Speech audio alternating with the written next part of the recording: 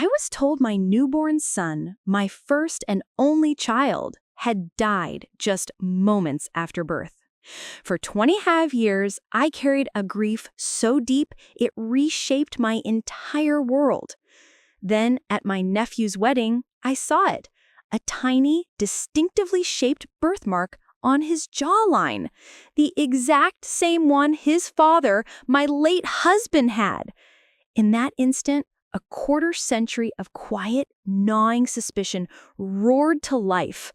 One secret DNA test later, I stood up during the reception, not to toast the happy couple, but to point a trembling finger at my stepsister and accuse her of kidnapping my baby from the hospital all those years ago. Now, the woman I once called family is facing life in prison, and my world has been turned upside down all over again. If you're ready for this journey, be sure to hit the subscribe button and like this post so you don't miss any updates. And let me know in the comments what city you're watching from. It's always nice to see where everyone is. It's funny, isn't it? How your entire life can be a lie, and you just live it. You wake up, you drink your coffee, you go to work, you love your husband, and you mourn the child you never got to hold. You build a whole life around a gaping hole and you learn to call it normal. That was me for 25 years. My name is Carol, and until 6 months ago, I was just a retired librarian living a quiet life in suburban Ohio.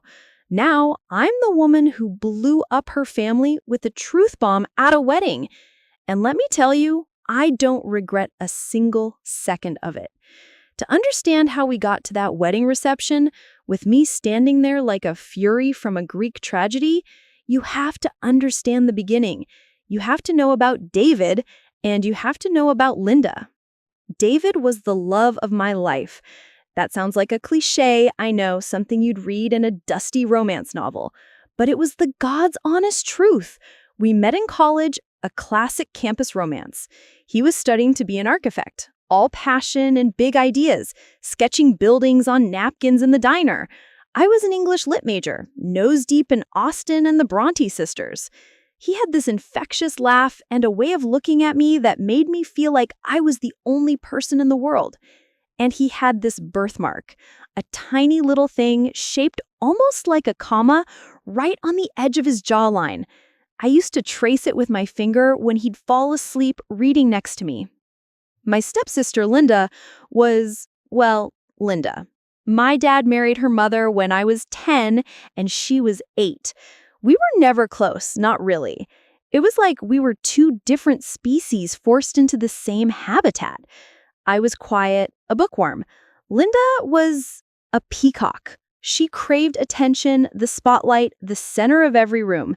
Everything was a competition with her. Who got better grades? Who had more friends? Who my dad praised more? It was exhausting. If I got a new dress, she'd wheedle her mother into buying her one that was just a little bit nicer.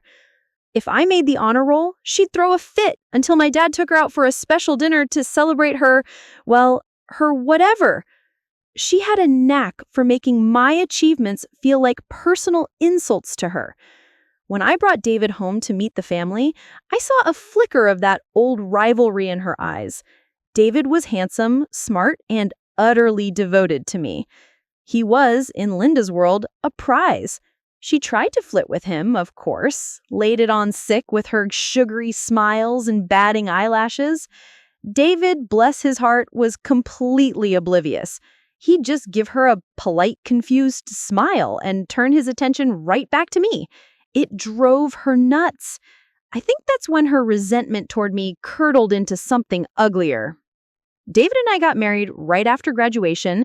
We bought a small starter home, one of those little post-war bungalows with a big backyard for a future dog, and we hoped future children. For the first few years, it was just us, and it was perfect. We were building our life piece by piece. David's career took off, and I got a job at the local library, which was a dream for me. Life was good, simple, happy, and full. Then came the day I found out I was pregnant. Oh, the joy. It was a feeling I can't even describe. It was like the world, which had always been in black and white, suddenly burst into technicolor. David cried when I told him. He lifted me up and spun me around the living room, promising that little baby the moon and the stars. That pregnancy was the happiest time of my life. I loved every minute of it. The morning sickness, the swollen ankles, the feeling of those first tiny flutters in my belly. It was all magical. David would come home from work every night and kneel down to talk to my growing stomach, telling our son we just knew it was a boy, all about his day and the buildings he was designing. He'd say, "You and me, kiddo, we're gonna build castles." Linda, naturally, was less than thrilled for me. When I told her the news, she plastered on a tight smile and said, "Oh, wow, that's fast." It was like I'd won the lottery, a lottery she didn't even know she was playing. During my baby shower, which my mother and her mother insisted on throwing together, she sat in the corner, a little thundercloud in a pink party dress.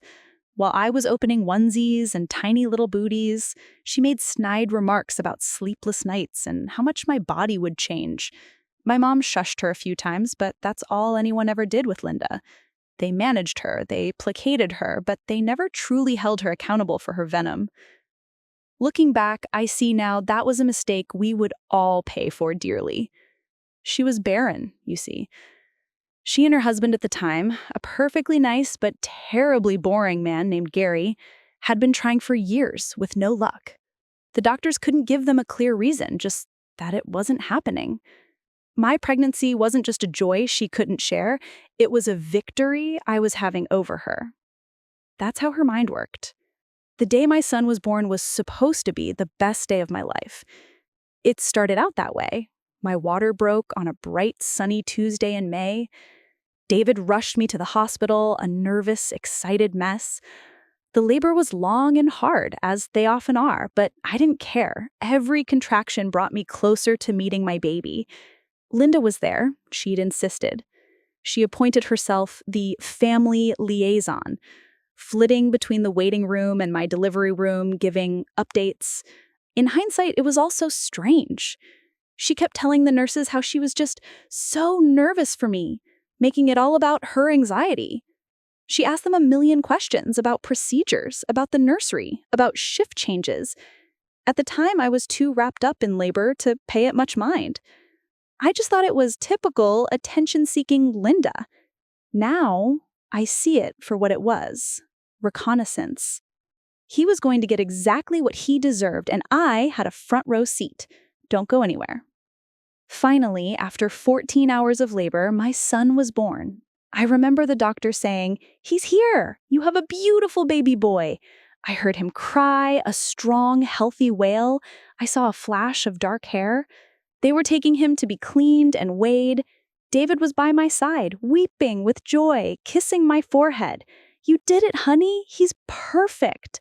We were so happy, so deliriously, wonderfully happy.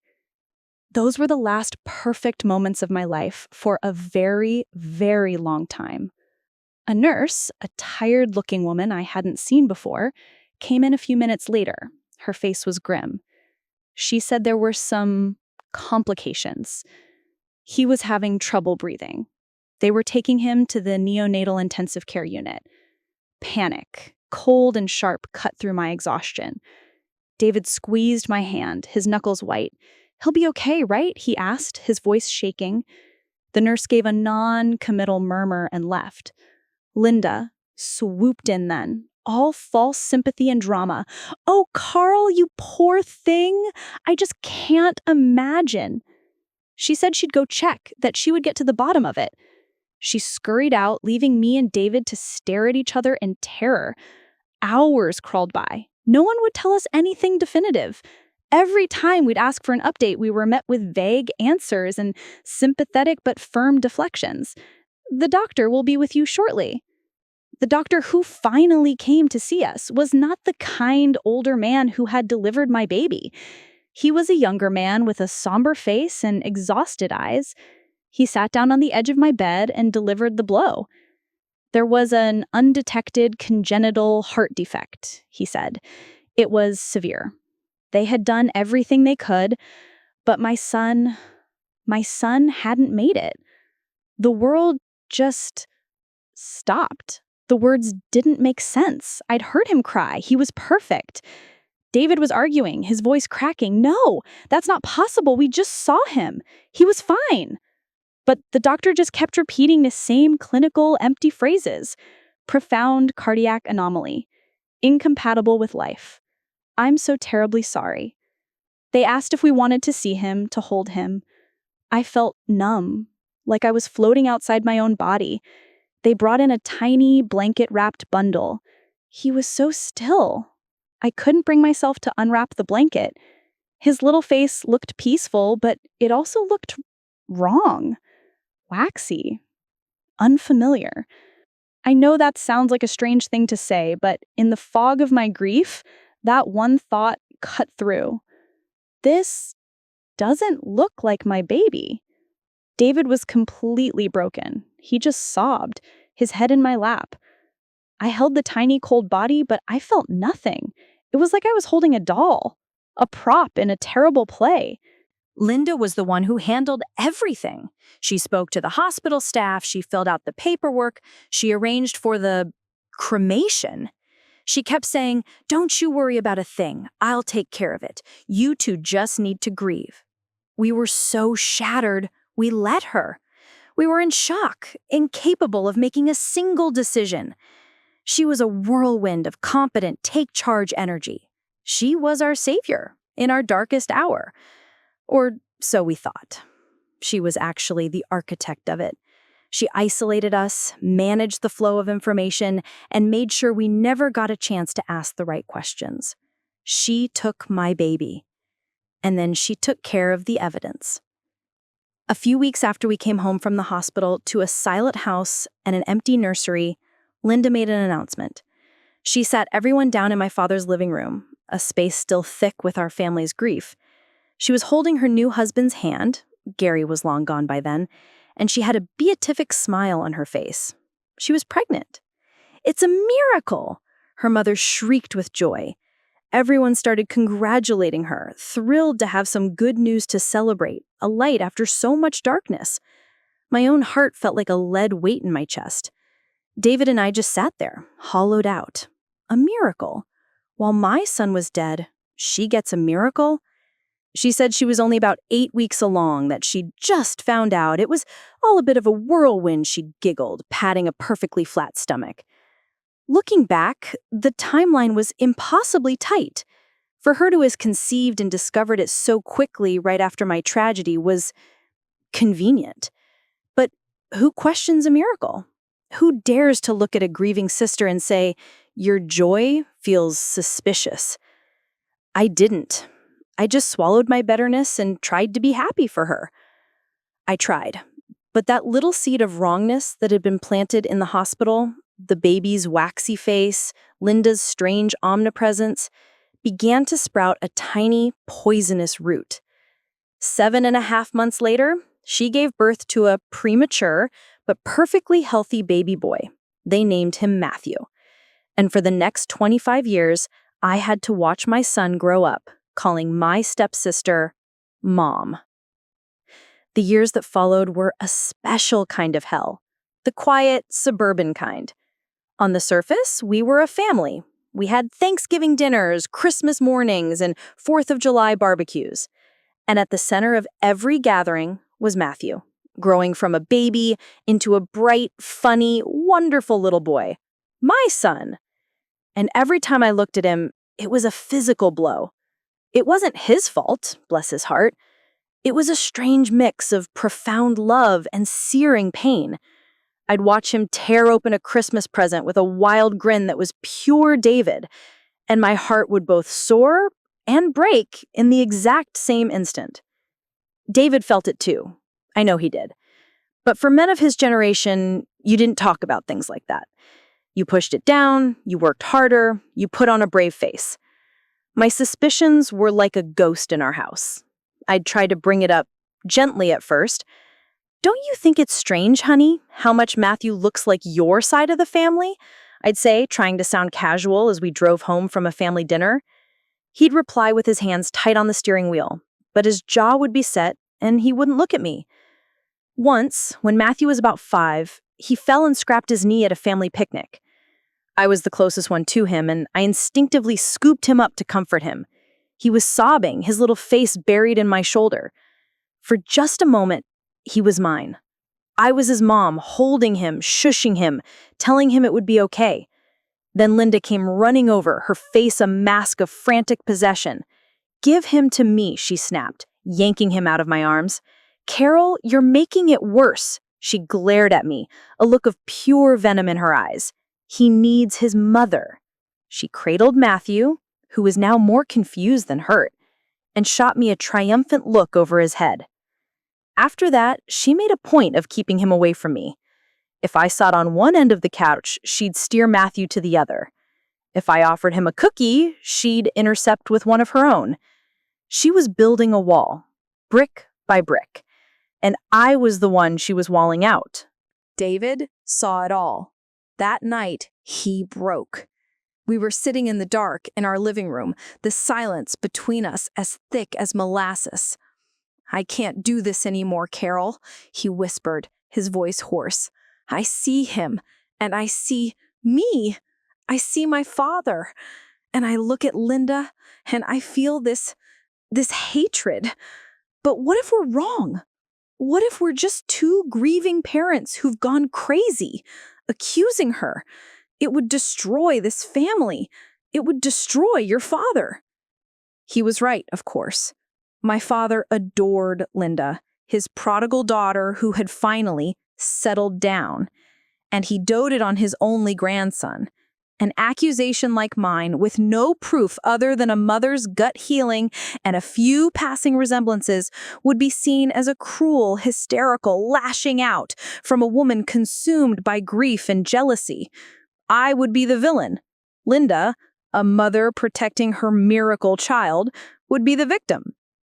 So we did nothing. We buried the ghost, or we tried to. We let the years pile on top of the secret like layers of earth on a coffin. But the ghost didn't stay buried. David poured himself into his work, taking on bigger and bigger projects, working late into the night. He was running from the silence in our home, from the shape of a child who should have been ours. The stress ate at him. The unresolved anger and grief became a poison in his system. When he had the heart attack, he was only 49 years old. It was massive and sudden. One minute, he was sketching at his drafting table in the den. The next, he was gone. My world, which had already been fractured, shattered completely. At his funeral, Linda stood next to me, clutching my arm in a show of performative sympathy. "He's with your little angel now," she whispered in my ear. I almost slapped her, right there in front of God and everyone. The audacity, the sheer evil of it took my breath away.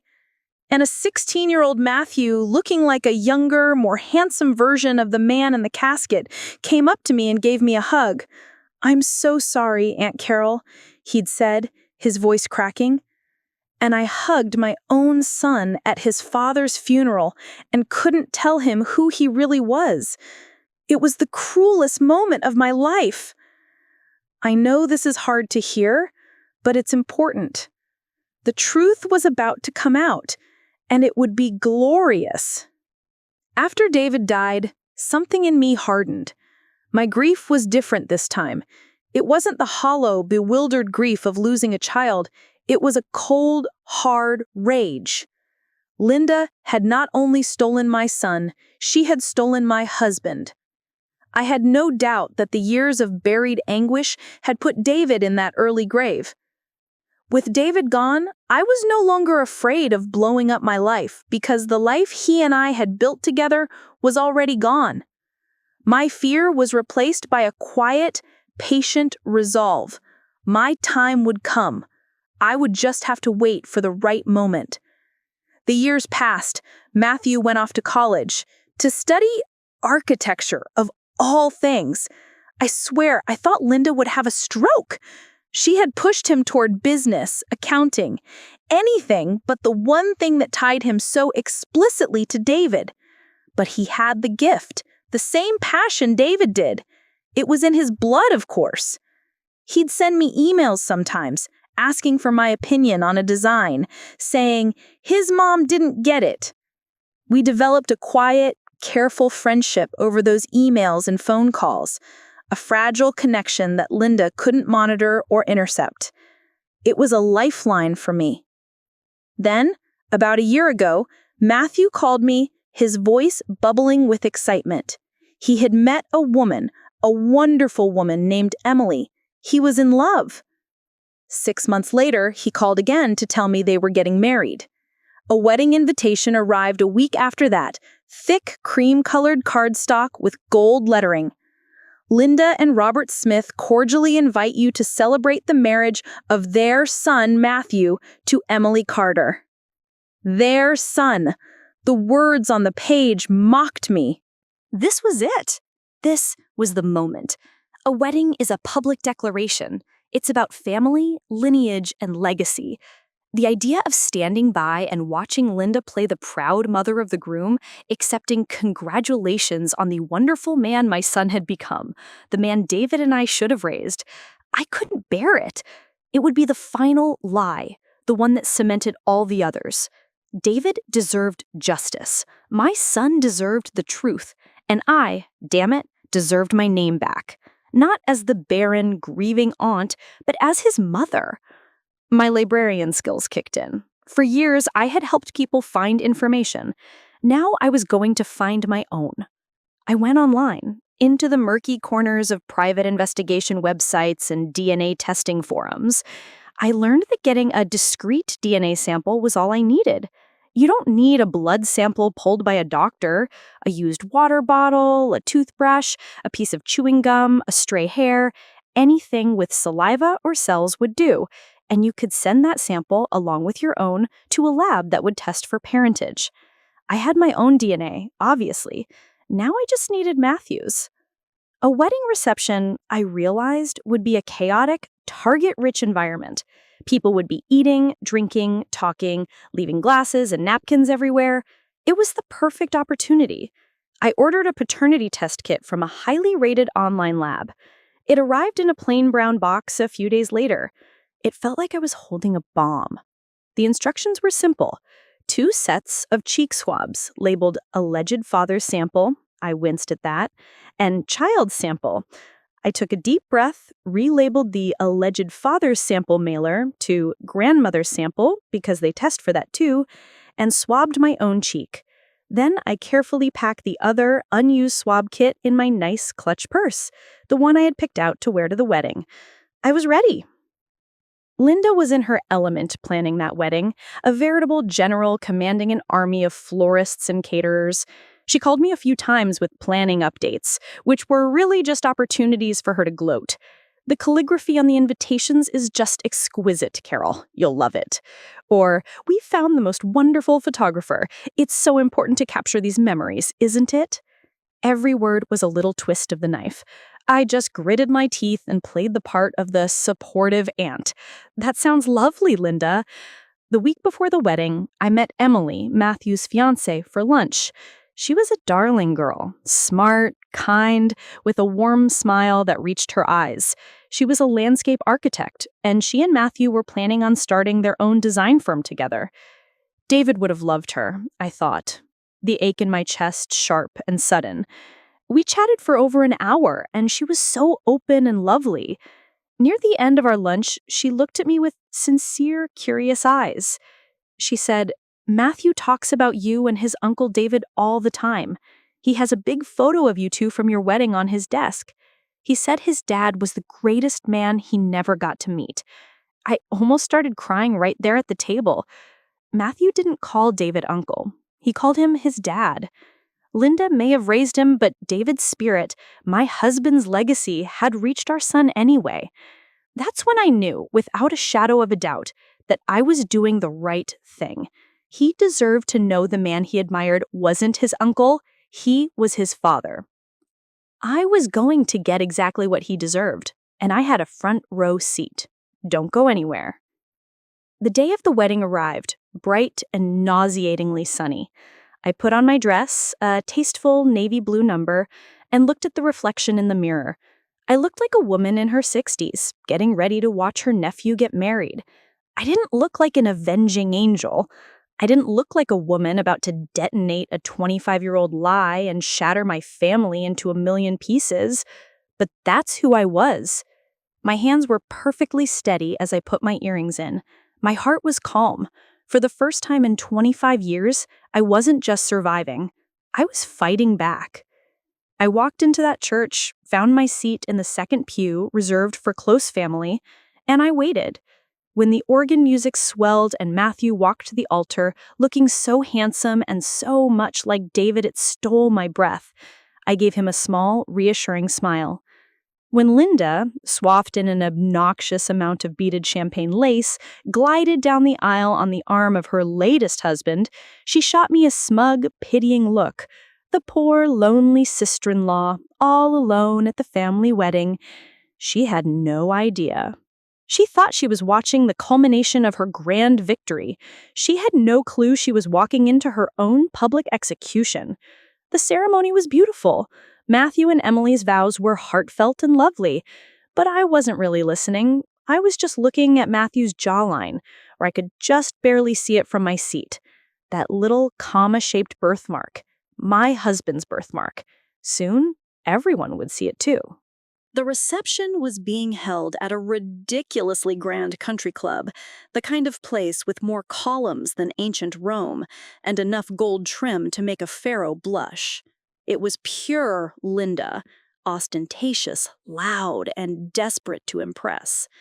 A 5-piece band was already playing a saccharine version of some pop song I didn't recognize. As I walked in, the first person I saw was Linda herself, holding court near the entrance. She looked like a champagne-colored meringue, her dress frothy and enormous, her makeup professionally applied to within an inch of its life. She was glowing, but it wasn't a mother's joyful radiance. It was the gleam of a predator who had just secured her prize. She spotted me and glided over, her smile as wide and thin as a razor blade. "Carol! There you are! For a second, I was worried you wouldn't make it through the ceremony. So emotional for you, I'm sure." She squeezed my arm, her nails digging in just a little. It was her classic move, an act of supposed comfort that was actually a show of dominance, a reminder of my place in her twisted narrative. "It was a beautiful ceremony, Linda," I said, my voice as smooth as glass. "Matthew is a wonderful young man. You must be so fulfilled." The barb hit its mark. A flicker of something dark passed through her eyes before being replaced by that saccharine smile. "Oh, I am. I truly am. Having him was the greatest blessing of my life, a true miracle after all the heartbreak." She let the last words hang in the air between us, another little reminder of her victory and my loss. Then she turned to greet another guest, leaving me with the metallic taste of rage in my mouth. I made my way to my assigned table. The next hour was a blur of polite conversation with distant relatives and Linda's social climbing friends. I ate my chicken, I sipped my water, and I watched. I watched Matthew and Emily as they moved through the room, their faces lit up with genuine happiness. And I watched Linda, who never strayed far from them, constantly inserting herself into their conversations, touching Matthew's arm, fluffing Emily's dress. She was branding them, marking her territory. Then came the toasts. Linda's current husband, a meek man named Robert, who looked perpetually bewildered, gave a short, mumbled speech. Then Emily's father gave a lovely, heartfelt toast. Then it was Linda's turn. She took the microphone, tapped it dramatically, and launched into a performance that would have won her a Tony Award. She dabbed at her perfectly dry eyes with a silk handkerchief. To my son, my miracle boy. There was a time when I thought I would never be a mother, when I thought this kind of joy wasn't in the cards for me. She glanced at me for a fraction of a second, just long enough for me to know that this part of the speech was for my benefit. But then the universe gave me the greatest gift. It gave me Matthew. She went on, weaving a tale of her maternal devotion, her sleepless nights, her boundless love. The room was rapt. People were tearing up. I just sat there, my hands gripping my clutch in my lap, and felt a cold, clear focus settle over me. This woman was not just a kidnapper. She was a monster, a parasite who had fed off my grief for 25 years to build herself a perfect life. And just when I thought I couldn't loathe her more, she handed me the perfect weapon. Stay with me, because the way I got that sample was a move she never saw coming. After the speeches, the band kicked up again, and the dancing started. Matthew, ever the good son, had come to our table to thank everyone for being there. He was holding a champagne flute, sipping from it as he chatted. My heart started hammering against my ribs. This was my chance. I needed him to put that glass down. As if on cue, one of Linda's friends, a woman wearing a hat that looked like an exotic bird had crash-landed on her head, called his name from across the room. "Matthew, darling, you must come tell us where you're going for your honeymoon." Matthew smiled. "Just a second, Beverly." He looked around for a place to put his drink and set it down on a small cocktail table right behind my chair, not 3 feet away from me. He turned to walk away, and it was now or never. The room was loud, the lights were low, and people were distracted. No one was looking at the grieving widow, the quiet aunt in the corner. I stood up, pretending to stretch my legs. I took a half step back, as if making way for a server, and my elbow accidentally knocked a small vase of flowers on the table next to Matthew's glass, sending a splash of water onto the floor. "Oh my goodness, I am so clumsy," I exclaimed, to no one in particular. I immediately bent down, grabbing for the napkins on the table. In one fluid motion, I grabbed a clean napkin to dab at the small spill on the floor, and with my other hand, I palmed the damp, folded cocktail napkin that Matthew had been using under his glass. It was a common habit of his, something he did without thinking, fold and unfold his napkin while talking. I knew it had touched his hands, and likely his lips. It was small, discreet, and 1,000 times easier to conceal than a glass. I crumpled it into my hand along with the other napkin from the floor, stood up, and looked for the nearest server. "Could we get this cleaned up, please? So sorry about that." I walked calmly, deliberately, toward the restrooms on the other side of the ballroom. My legs felt like jelly, and my pulse was thrumming in my ears. I kept waiting for a hand to grab my shoulder, for Linda's shrill voice to call out, "What do you have there, Carol?" But nothing happened. I locked myself in a stall in the ladies' room, my back pressed against the cool marble. My hands were shaking now. I opened my clutch purse, which felt as heavy as a briefcase full of gold. I pulled out the sterile, sealed package containing the cheek swab. Then I took out the damp cocktail napkin that Matthew had been using under his glass. I unfolded it carefully.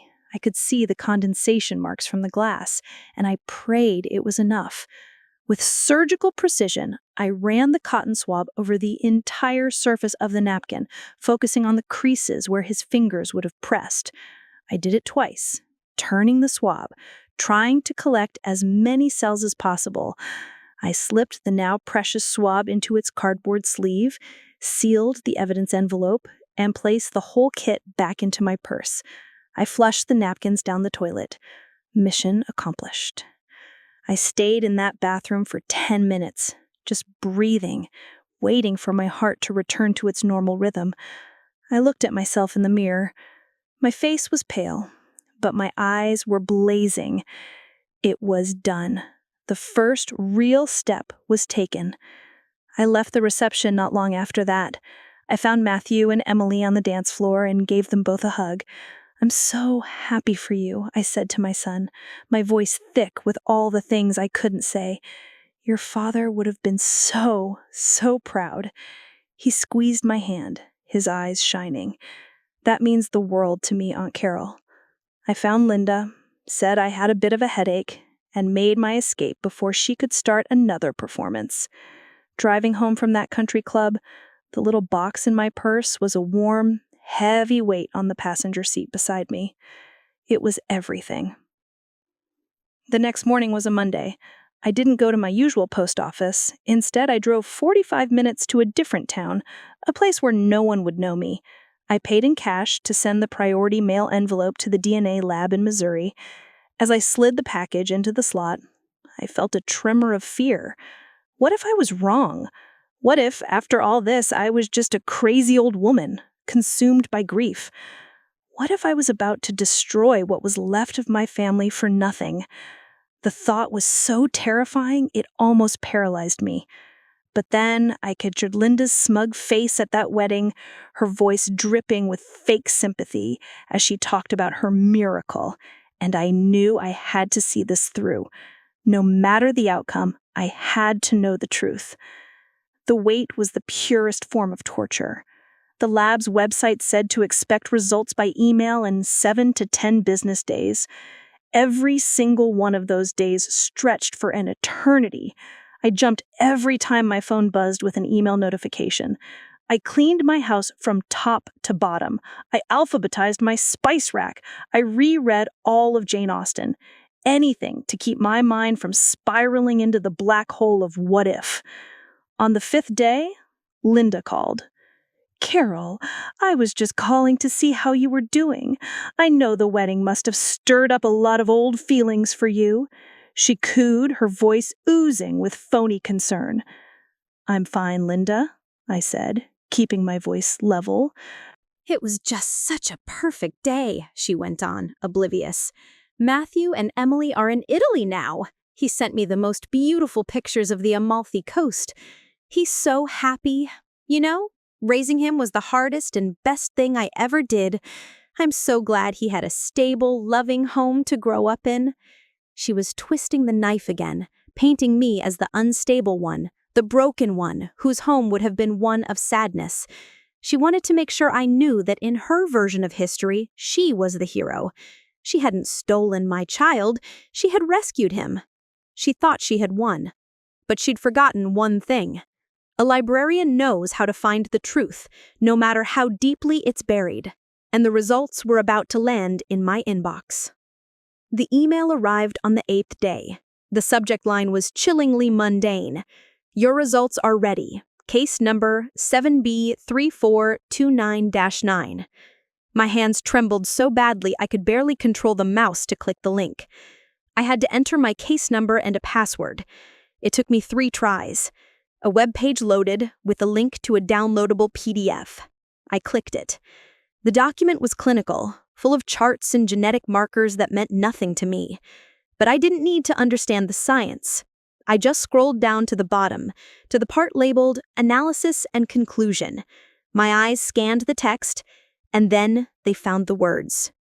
Based on the analysis of the genetic markers provided, the probability of grand maternity between the alleged paternal grandmother, Carol Jensen, and the child, Matthew Smith, is 99.9999%. The air left my lungs in a single gut-wrenching gasp. I wasn't crazy.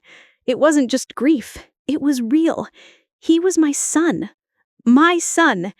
For 25 years, I had been mourning a ghost while my baby was alive, calling another woman Mom. I put my head down on my desk and I wept. I cried for my beautiful dead husband who never knew the truth. I cried for the 25 years of missed birthdays and scraped knees and first days of school.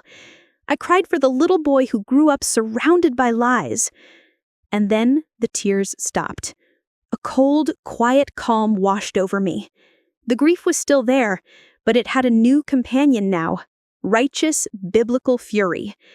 Linda hadn't just stolen a baby. She had stolen a life. My life. And I was about to make her pay for every single stolen moment. I printed out the lab results, 7 pages of scientific jargon and 1 sentence of pure, beautiful, terrible truth. I sat at my dining room table and read that final sentence over and over until the words blurred. Probability of grand maternity. 99.9999%. It wasn't a suspicion anymore. It was a fact, as solid and real as the paper I was holding. For a few hours, I just let the validation wash over me. I wasn't crazy. My maternal instincts hadn't lied. My grief hadn't driven me to madness. I had been robbed. Then the fury returned, cold and sharp. This piece of paper was my truth, but it wasn't enough. A DNA test could blow up a family, but I needed to be sure it would hold up in a court of law. I didn't just want to expose Linda. I wanted to see her in a courtroom, stripped of her lies, answering for her crime. This wasn't just about reclaiming my son. It was about getting justice for David. I opened my laptop and started researching lawyers. Not family law, not civil disputes. I typed top criminal litigators in Ohio. I needed a shark, someone who would see Linda not as a misguided sister, but as the calculating kidnapper she was. I found her in Cleveland, a woman named Catherine Albright, who specialized in cold cases and wrongful convictions. Her website bio was sharp, no nonsense, and radiated competence. I emailed her office that morning, giving them the barest of details, and attached a scan of the DNA report. Her assistant called me back within an hour. Ms. Albright could see me the next day. Walking into that polished downtown law office felt like stepping into another world. Catherine Albright was in her 50s, with piercing blue eyes and a handshake that could crush walnuts. She had my email and the DNA results on the large monitor on her desk. I sat down, and for the next 2 hours, I told her everything, from Linda's petty childhood jealousies to David's death to the toast she gave at the wedding. I didn't cry. My voice was as steady as a rock. When she finished, she was quiet for a long moment, just looking at me. She finally said, "Mrs. Jensen, this is not a family squabble. What you're describing is kidnapping, a first-degree felony. It is also likely wire fraud, mail fraud, conspiracy, and falsification of public records. The statute of limitations on kidnapping a minor is complex, but in cases like this, it's often told until the victim, your son, reaches the age of majority. In short, your stepsister is not looking at a slap on the wrist. She is looking at serious prison time." The words hung in the air, solid and terrifying and wonderful. "So, we can press charges?" I asked. "We can and we will," Catherine confirmed. "But before we go to the police, we need to make our case ironclad. Right now, it's your word, a gut feeling from 25 years ago, and one DNA test against whatever story she's concocted.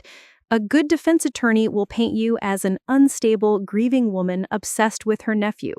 We need to corroborate how she did it. We need to break her story so completely that all she can do is confess." She recommended hiring a private investigator, a former detective she worked with. He would be discreet and thorough. He would dig into the hospital records, the birth announcements, every corner of Linda's life from that year. It was going to be expensive, but I didn't care. I would have sold my house to pay for it. I was all in. Over the next 2 weeks, while Matthew and Emily were honeymooning in Italy, my legal team declared a quiet war. The investigator, a gravelly-voiced man named Frank, was a ghost. He unearthed things I never could have found.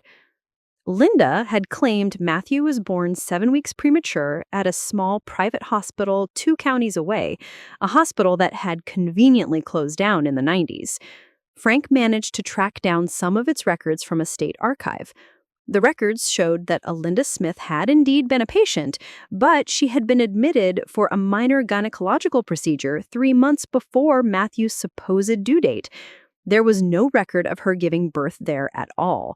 Her son's birth certificate was a forgery, a brilliant one, but a forgery nonetheless. Frank believed she had help from someone on the inside. Linda had built her castle on a foundation of my tears, and I was about to bring the whole thing crashing down with one little piece of paper. And then Frank found the smoking gun. He found the nurse. Her name was Brenda Sykes. She had been the head nurse on the maternity ward the night I gave birth. She had retired about 10 years ago and was living in Florida. Frank flew down to see her. He didn't go in hard. He just started asking questions about hospital procedures from that time, about baby swaps, about how such a thing might have been accomplished. At first, she was defensive, but Frank had done his homework. He knew she had declared bankruptcy 2 years after I gave birth, only to come into a family inheritance of $50,000 a few months later, an inheritance that Frank could find no record of. He laid it all out for her, an accessory to kidnapping charge versus a plea deal for her testimony. The next day, a terrified Brenda Sykes sat in front of a camera and told the entire sordid story. Linda had approached her a month before my due date. She'd spun a tale of woe, claiming her sister was unstable, on drugs, and that the baby would be better off with her, and she had offered Brenda the money, $50,000, enough to solve all her debt problems and then some. On the night I gave birth, it was horrifyingly simple. There had been another baby born that day, a poor, unfortunate soul who had died at birth, and whose mother had relinquished the body. Brenda waited until a shift change when the floor was in chaos. She swapped the name tags. She took my healthy, crying son to a secluded room where Linda was waiting with a getaway car. She then brought the deceased baby's body wrapped tightly to the nursery and alerted the on-call pediatrician about complications with the Jensen baby. It took less than 15 minutes. The pediatrician on duty that night, the young, tired one who'd given us the bad news, had never even seen my son alive. He just took the nurse's word for it. Brenda's confession, recorded and notarized, was the final nail in Linda's coffin. Catherine Albright and I decided that Matthew deserved to hear the truth from me before he heard it from the police. His parents were planning a small welcome home brunch for him and Emily that Sunday, 2 days after they got back. The whole family would be there. It was the perfect stage. I walked into Linda's ostentatiously decorated house that Sunday with a large gift bag in my hand. My heart was a cold, hard stone in my chest. Matthew and Emily looked tan and happy. They greeted me with warm hugs. "Aunt Carol, we're so glad you could make it." "I wouldn't have missed it for the world," I said, meeting my son's eyes. Linda, ever the gracious hostess, was flitting about with a tray of mimosas. "Carol, darling, you look well," she said, her eyes giving me the usual pitying once-over. "I feel wonderful, Linda. Crystal clear," I replied, giving her a smile that didn't reach my eyes. She frowned, confused by my tone, but was quickly distracted by another guest. After everyone had eaten, Linda tapped her glass for an announcement.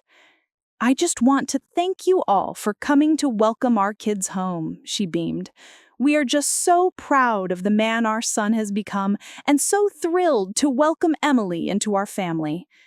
I let the applause die down, and then I stood up, my gift bag in my hand. "If I may," I said, my voice cutting through the chatter. The room went quiet. "I also have a welcome home gift for Matthew. It's also a late wedding present. I was going to give it to you at the wedding, but the time wasn't right. The gift is the truth." A confused murmur went through the room. I looked directly at Matthew, ignoring everyone else. "Matthew," I began, my voice steady, "for your entire life, you have been told a story about who you are. Today, that story changes. You grew up admiring your Uncle David, a man you called your father. You were right to. He was your father." Linda let out a sharp, hysterical laugh. "Carol, for heaven's sake, have you been drinking? Sit down, you're making a scene." I ignored her. I took out a framed photo out of the bag and handed it to Matthew. It was David's official portrait from his architectural firm. "Look at his jawline, honey," I said softly. Then I took out a smaller framed photo, one I'd taken of Matthew at the reception. "Now look at yours." Emily gasped. The tiny, comma-shaped birthmark was there, plain as day, on both of them. "What is this, Carol?" Matthew asked, his voice trembling as he looked from the photos to my face. "That is your inheritance," I said. Then I took out the DNA report and laid it on the table in front of him. "And this is the proof. This test proves that I am your paternal grandmother." I paused, letting the words sink in, then corrected myself, my voice ringing with 25 years of silenced truth. "No, wait! My DNA is a match because David was your father, and I am your mother." Chaos erupted. Linda started screaming. "She's lost her mind! She's always been jealous of me, of my happiness, of my son. Robert, do something!" My father looked at me, his face pale with shock. "Carol, what on earth is the meaning of this?" But Matthew wasn't looking at anyone but me. He was pale, his eyes wide with a dawning, horrified understanding. He was connecting the dots, the resemblances, the stories, the strange lifelong tension between me and Linda. "You stole him," I roared, finally turning my full attention to Linda, who had shrunk back, her face a mask of terror. "It's a lie," she shrieked. "Prove it." "Okay," I said calmly. At that exact moment, the doorbell rang. Catherine Albright and Frank had timed it perfectly. Robert, Linda's husband, opened the door to find 2 uniformed police officers and a detective in a suit. "Linda Smith, are you under arrest for the kidnapping of David Jensen Jr., falsifying a birth certificate, and conspiracy? You have the right to remain silent." As they cuffed her, her face collapsed. The triumphant mask fell away, and she was just a pathetic, terrified old woman. Her lies were gone. There was nothing left. Robert looked utterly bewildered. My father had sunk into a chair, his face in his hands, weeping. And Matthew, my son, just stared at the woman who had raised him, the woman he had called mom his entire life, being led away in handcuffs. His face was a shattered canvas of confusion and agony. Emily was by his side, her arm around him, holding him up. The weeks that followed were a blur of lawyers, police interviews, and headlines in the local paper. Linda, facing an airtight case, took a plea deal. She's been sentenced to 25 years to life. She will die in prison. My father has barely spoken to me. The truth was too much for him to bear. Our relationship is another casualty of Linda's crime. But Matthew, it all comes down to Matthew. There was no joyful reunion, no movie moment embrace. His whole world had been obliterated. He had a wife he loved and a life he had built, and now the very foundation of it was gone. He and Emily took a step back from everyone, from all the noise, to process. I gave him his space. I had waited 25 years. I could wait a little longer. He came to my house a month ago, alone. We sat on my porch for hours. He asked a million questions about David. What was he like? What was his favorite music? Did he like baseball?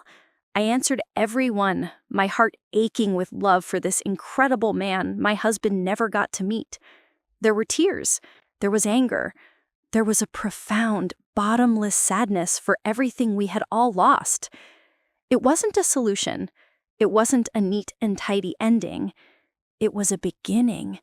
A fragile, complicated, and painful beginning. Last week, he called me. "I was thinking of you," he said. "Emily and I are cooking out this weekend. Would you want to come over?" "I'd love that," I said, my voice catching in my throat. There was a pause, and then he said the word I had waited half my life to hear. "Okay, see you then, Mom."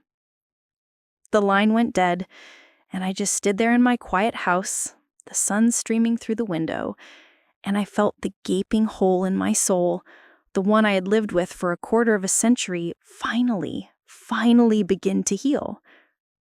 The war is over, and I won. So, now that you've heard it all, I'll ask you, what would you have done if you were me. So another story of my grandmother has end. And be clicking here, you will have when more such stories.